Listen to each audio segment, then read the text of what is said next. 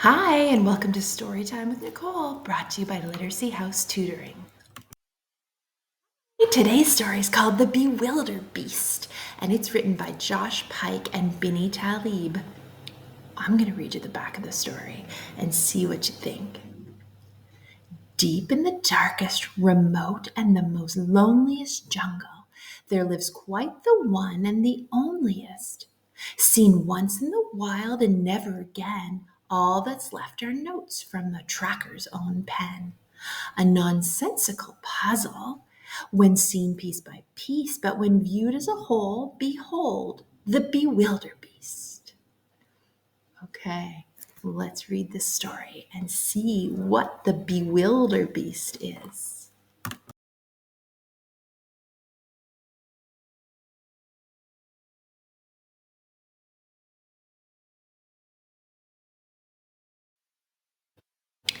A tracker was called to a jungly town and had been promised some gold if he could track down 4 monsters the townsfolk were worried they'd seen, for the townsfolk weren't keen to be monster cuisine. Do you know that cuisine means food? So the townsfolk did not want to be eaten by a monster. I can't blame them. They thought they'd seen monsters, but in truth, they weren't sure. They described what they'd seen for the tracker to draw. They're horrific, some shouted. Bizarre, others claimed. They were wary and scared. No two stories the same. The tracker stopped drawing. You're all too confused. I'll see for myself. Yes, that's what I'll do. Do you know when it says they're wary? It means they're a little bit nervous. I bet I know why they might be a little bit nervous. Look at there. They're imagining all these monsters. So he walked and he trekked, followed tracks along trails, till he spied through the vines an unusual tail. A tail? What a tail! Marvelously long, pinkish and plush, and tipped with a prong. That's the little arrow part you see on the end of the tail. Perhaps for defense when attacked from behind by the other fierce monsters he'd come here to find. Who knows what that is? Defense is when you use something for defense, it's a way to protect yourself. So maybe that monster's using his tail to protect himself. So there, now he knew, at least one beast was true. But as he looked up, it escaped from his view. So he went back to tracking through jungly heat, till he spied through the vines some mysterious feet. Some feet, oh what feet, neither pad nor a paw, hard like a hoof, with dangerous claws, out spread outy toes with webbing between, the strangest, confoundingest feet ever seen. Confound means confusing. So this tracker's a little confused about these feet. Can you spot them? So there, now he knew at least 2 beasts were true. But as he looked up, the feet scampered from view or ran away.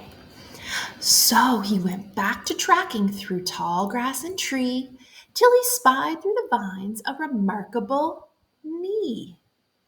And he sees an interesting knee. A knee. Was it truly a knee he could see? Or perhaps he should say where a knee ought to be, because now he heard music, low and forlorn. Forlorn means sad. For you see, where a knee ought to be was a horn. So there, now he knew at least 3 beasts were true. But as he looked up, the third tooted from view. So he went back to tracking with care and rigour, till he spied through the vines a startling figure. Though the head was all hidden, and so was the tail, a belly was visible, covered in scales. silver and green with a moist metal sheen. When the scales rubbed together, he heard tambourines. That's very interesting. Mission complete, the tracker now knew. He'd seen for himself that 4 beasts were true. He was off to get paid. Then he stopped, stared, and said, "Good gracious!" I wonder what he saw. A 5th with a most curious head. The tracker flew back to the town in great haste and drew for the townsfolk the 5 beasts he'd faced. The 5th one was extra. "Now pay me," he cried. But when they saw what he'd drawn, they thought he had lied. Does sound like kind of some strange beasts, doesn't it, boys and girls? "No, these creatures are far too bizarre to be true.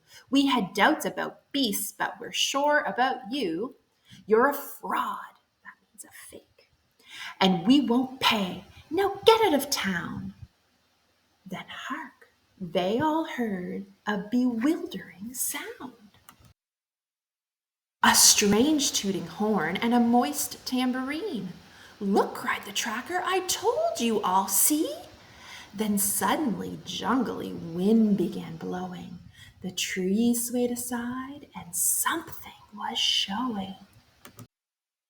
The townsfolk all panicked. The tracker screamed, "Run!"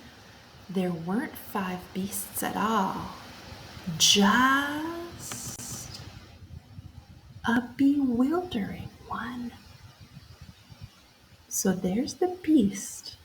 The townsfolk thought there were 4, and the tracker thought there were 5, but there's actually only 1. What do you think about that beast? Does he look scary? Or does he kind of look a little friendly? I'd love to hear what you think the beast is doing in the jungly place. Well, boys and girls, I hope you enjoyed that story called The Bewilderbeast. I thought it was a great one. I really love rhyming stories, though. So thank you so much for watching. Have a great day, and don't forget to like and subscribe. I'll see you next time.